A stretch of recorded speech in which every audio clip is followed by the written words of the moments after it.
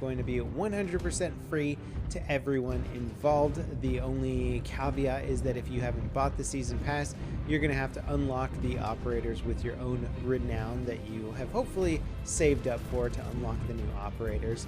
The map will be free for anyone who has the game, regardless of season pass status or not. Also, season pass holders, I think, are going to get access to the operators a week early, so they can try them out and sort of get a leg up on the competition. So there is some legitimacy to actually owning the season pass to this game, and I think the longer Rainbow Six Siege has been around, the more and more value there is behind this game. It's not to say that it's perfect and it's fixed all the issues it's ever had at launch, but it has come a very, very long way. So let's talk about the two new Brazilian operators that are coming in this DLC. They are both from BOP, which is basically Brazil's militarized police force. These guys are no joke, seriously, look them up online. And if you got time for a movie on the subject matter, I recommend checking out Elite Squad. The defensive operator is Caveira, and she has a silent step to immobilize them and then interrogate them to reveal teammate locations.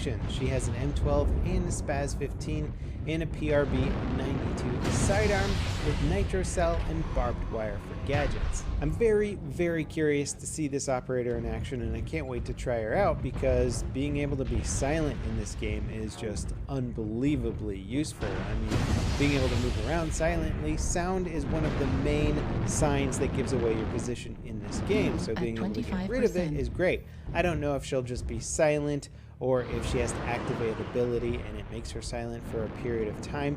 We'll have to wait and see. I don't know how useful the interrogation is going to be, just because you kind of have to be alone with another soldier in order for it to work. If they're around teammates, it's going to be very hard to get an interrogation. So you kind of have to single somebody out and then interrogate them and hope you get away with it. And then even then, when you spot them in the team, how long will they be spotted for? What kind of spot will it be? Will it just be like a little marker, or will they actually be lit up on the map like wall hack style, so that you can just sort of shoot through walls to kill them?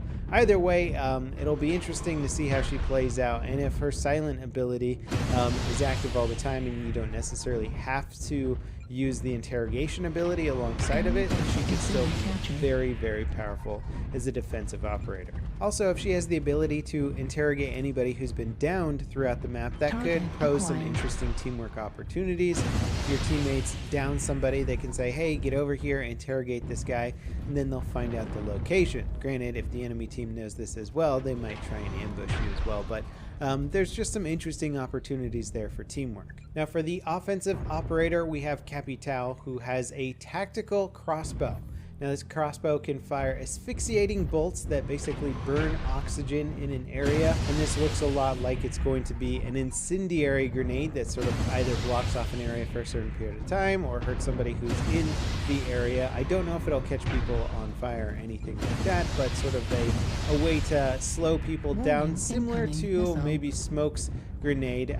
We'll have to see what the differences are in terms of how it works, or if it's fairly similar overall. I think it'll be less of a visual obstruction and more of a like, hey, this is going to hurt you obstruction. Now, you can actually swap out the bolts on the tactical crossbow, and instead of firing the asphyxiating bolts that burn the oxygen, you can fire small smoke grenade bolts, and these will put up like blue smoke clouds to basically just obstruct people's vision. It'll be like a smoke grenade, but it's just nice that you have the option. And I kind of like this now, rather than sort of creating operators that are good in very, very specific situations, giving some of them a little bit more flexibility in what kind of strategies they can bring to the table.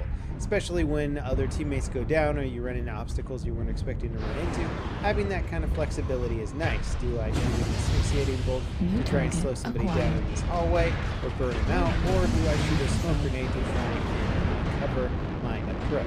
Now, Capital also comes with some pretty cool weapons. He has the M249 machine gun. This thing, also known as the SAW, is going to just spit bullets, and I can't wait to try it out. I have a feeling it's going to be one of those great weapons to have when you know somebody's on the other side of a wall, but you're not sure exactly where. Just start firing through until you get a kill. I have a feeling that's going to be a very fun and successful strategy with him. The other option for a primary weapon that he has is the Para 308.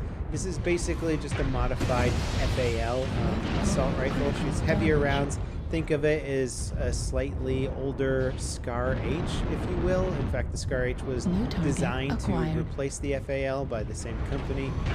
So it might play out a bit like Blackbeard's Scar H. We'll have to wait and see how they decide to balance this weapon.